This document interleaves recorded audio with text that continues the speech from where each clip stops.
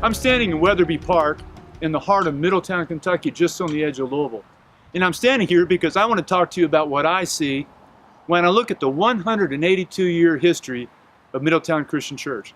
We're going to spend 4 sessions talking about what I see when I look at the church and what it's been able to accomplish in the past, what it's doing now in the present, and what we see it doing in the future. And I hope over these next 4 sessions, they're going to have the chance to share with us what you see too. And we hope that we're going to call you to be engaged in what Christ is doing in the world through our church and through the church at large in this great community. In 1836, 182 years ago, God planted a church just a stone's throw from here, Middletown Christian Church, on 3 principles. One was the idea that a personal relationship with Jesus Christ transforms people's lives and makes people's lives better and the community better. The second idea was upon the unity of all Christians, that we're all unified by our belief in Jesus and that what we have in common is greater than the dogma and the doctrine that divides us. So we just want to be Christians only. Not the only Christians, just only Christians. And the third thing was that the church exists for the community. Now think about 182 years of history and the significance of that. Think of all that's occurred in our 182-year history.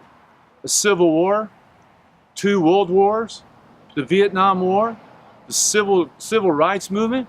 We put a man on the moon. 13 Triple Crown winners. A lot of bourbon has been produced and consumed and sold in the state of Kentucky. The University of Kentucky's won 8 national titles.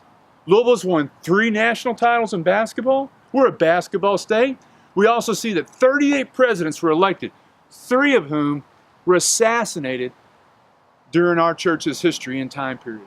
Certainly during that time we've seen a lot of ups and downs, but one thing that's been constant in our 182-year history, that this church has been serving its community. In fact, one of the great instances of this was during the Civil War in the fall of 1862. A battle took place close to this park between Union soldiers and Confederate soldiers. Guns erupted, gunfire, smoke, men hit the ground, and the Union soldiers were dragged down the street to a little stone church made by the hands of the members of that church to Middletown Christian Church, where it served as a hospital and infirmary for wounded soldiers. We've been serving for a long time. When you look behind me, you'll see a sign that's dedicated as a memorial and to honor our World War II veterans who came from Middletown. There are dozens upon dozens of members of our church on this sign, including one, Wesley Brooks, who was a member of our church and still has family in our church, multiple generations of Middletown Christian Church. He was a member of the United States Marine Corps, and there's a star beside his name because he gave up his life in service to his country. For decades, for generations, we have been serving this church. And when I think about that, we just need to give thanks to God, because all the credit for our history and for the longevity of our church, when I think about where we've been and where we're going, we need to give praise and thanks to God for the God who gave energy and life and continues to provide and guide and direct and lead this church in the past, in the present, and in the future.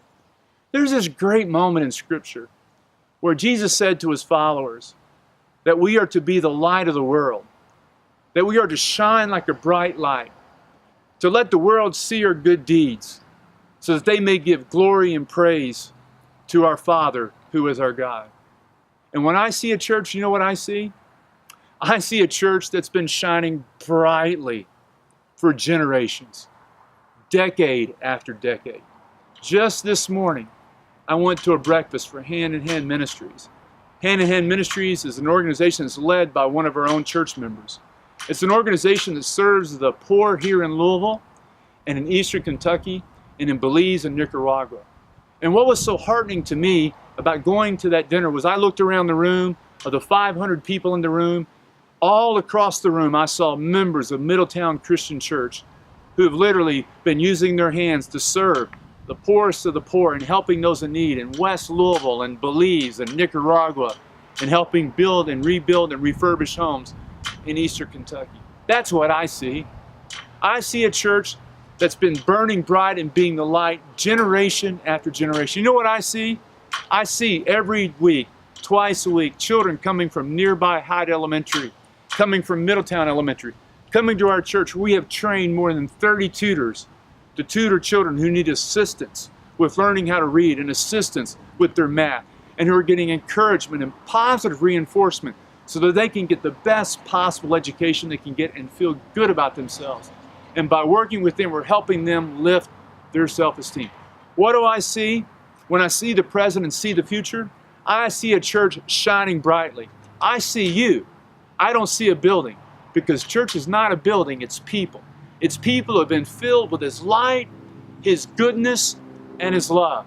I see a church filled with light-filled people living out the love of Jesus Christ, living it out in the way that we serve, believing that what we say is not nearly as important as what we do.